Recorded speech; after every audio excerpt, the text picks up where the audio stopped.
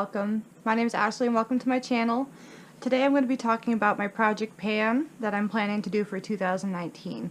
I'm going to start it now. It's the middle of December, actually it's the beginning of December, it's December 5th. It seems like it's been way longer than that already, but I wanted to get started now because some of these are going to be pretty easy in my opinion for me to do, while others are going to be almost completely undoable, but as long as I'm hitting pan and making progress, that's the main goal. And if you're curious to see what I plan on panning in 2019, keep watching.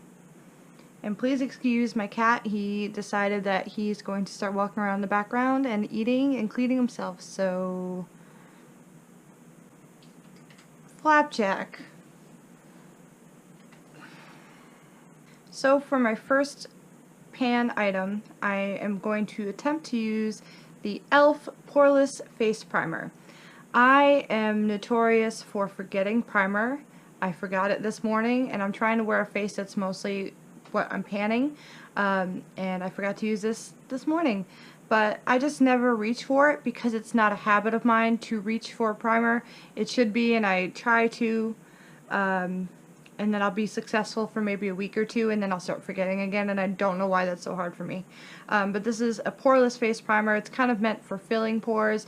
I don't think it does a great job at filling pores, but I find that it's a decent primer for kind of smoothing everything out a little bit. So it's worth me using it, and because I don't like to use primers because I forget about them all the time, which probably means that nothing's ever wowed me that much, which means I need to try a new primer after this one. But I would like to make a habit of using this.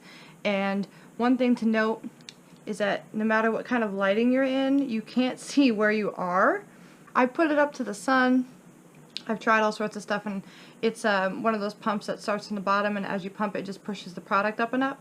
So I can't tell where I am, so I'm hoping to just keep using it until it doesn't pump anymore, and it does actually twist off, so I'll be able to scoop off every little bit out of that one.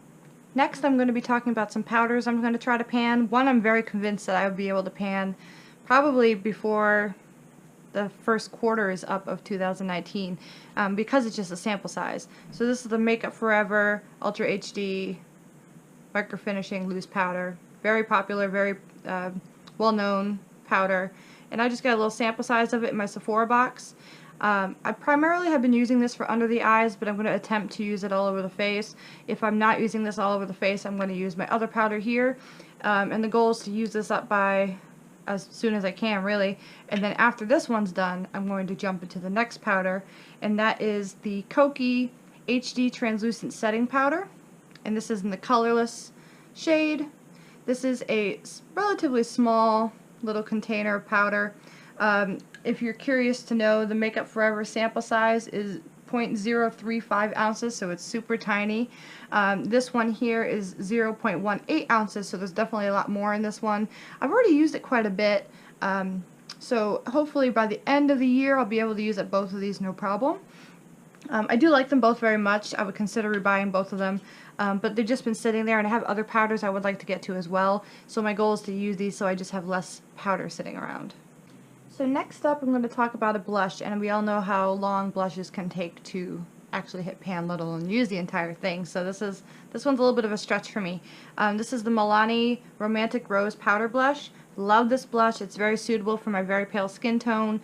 It's very affordable, and it's got the cutest little flower pattern, but you can see here, maybe if I hold it aside you can see a little bit better, but I put quite a bit of a dent in this, and I use it almost every day, so my goal for this one is really just to continue to use it daily and not be so tempted to switch up, just to see how much progress I can really make in this pan, because I feel like this is so much blush. And I also want to be a little bit more adventurous with my blush, so I would like to be able to try other ones without feeling guilty about the one I already have sitting at home that I love so much. So that's part of the reason I would like to make a big dent in this too. And I also feel that I could also, even using the same blush, I could definitely be more adventurous by just putting a little bit more on. I tend to put the tiniest bit on and be like scared I'm going to overdo it, but I know this blush so well now that I know that I can get away with more. So that's part of the thing I would like to do too, is not only concentrate on continuing to use it every day, but to concentrate in really using it instead of just kind of dabbing the tiniest bit on and going on to the next step. So that's a tricky one for my 2019 pan, but we're going to give it a shot. Next one is a bit of an odd one because it's not one particular product, it's a type of product in every shade I have of it. So what I'm talking about here is the Color Plop. The Color Pop Super Shock The Color Pop Super Shock Shadows. Say that 3 times fast. Don't do that. That's going to be really hard to do. And if you don't know what these are very creamy kind of eyeshadows.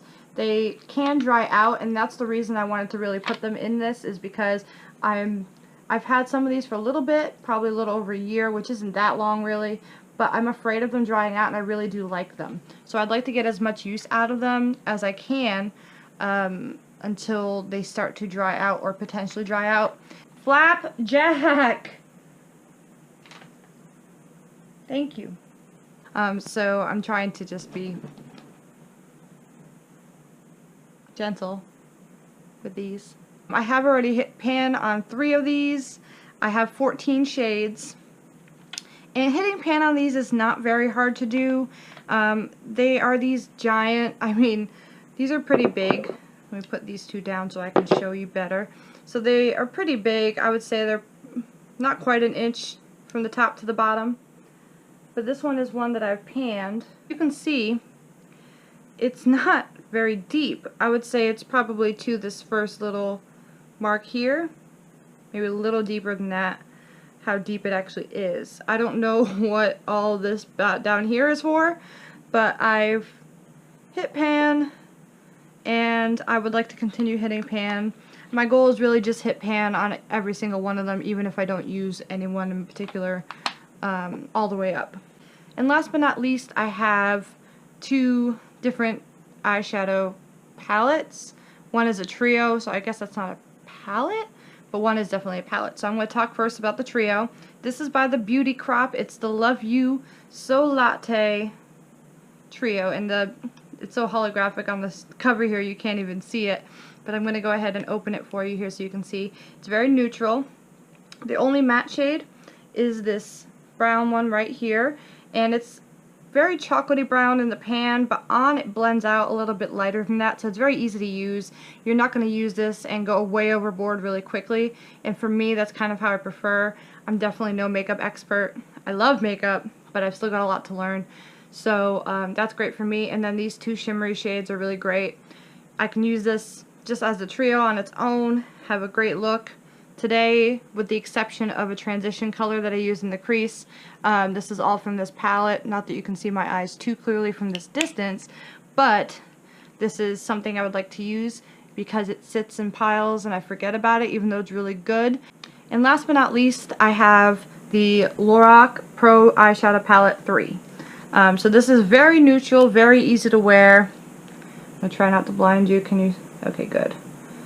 And this is basically all neutrals, very, very straightforward. And the reason I picked this one is because I figured it'd be easy to combine with other eyeshadow palettes, whether it's my little trio I just spoke about, or it's another palette entirely.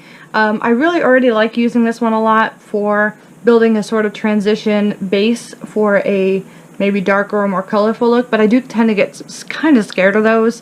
Especially when I'm getting ready for work and I'm like, should I try something new right now? Probably not. But this is something I would like to use and get a lot of wear out of. My goal with this one, again, not necessarily to finish everything in its entirety, but to make a decent dent in quite a few of the colors. That would be very, very good for me. I'd be happy to see that. So that's everything I plan on working on for my Project Pan 2019. Hopefully I'm able to make a decent amount of progress on those, and if you have any tips, suggestions, other ways to use products, anything like that, please feel free to let me know in the comments. I'd be very interested to see how maybe you guys are using your Project Pan items in different ways. Also, since this is my first video, hi, it's me, please bear with me, especially over the first few videos. I'm going to be trying to make sure I can get everything straight. Thank you so much for watching. I really do appreciate it. Hopefully I will see you next time. Thank you. Bye.